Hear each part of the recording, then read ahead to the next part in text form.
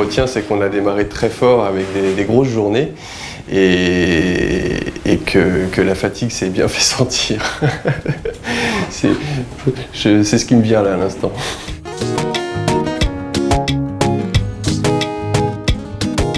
J'ai eu la chance de passer à tous les postes, de la prise d'empreinte, un peu à la fabrication d'embouts et puis à l'appareillage. Et j'en ai profité aussi pour aller suivre les séances d'orthophonie et l'atelier musical.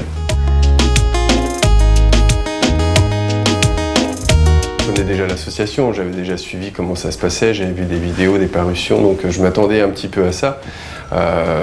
Après, quand on est immergé dans le bain, c'est pas la même chose. Le déroulé complet d'une journée, c'est très poussif.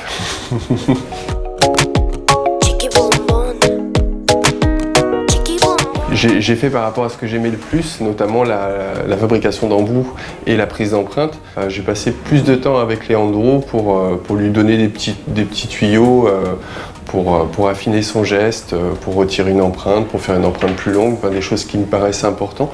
Et j'ai eu la chance de tomber sur quelqu'un de déjà bien formé. On voit qu'il a déjà une bonne autonomie, il maîtrise bien le geste, on a juste rajouté des petites choses. Je dirais qu'il y en a même deux qui sont complètement opposés.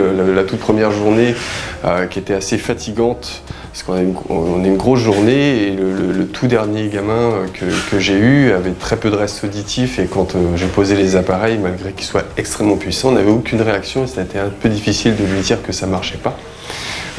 Il s'est mis à pleurer, c'était un moment un peu délicat.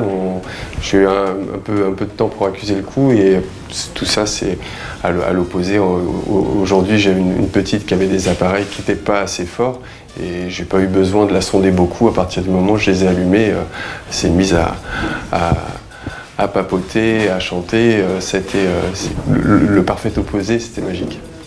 Voilà. C'est ces moments-là que je retiens. Chaleur.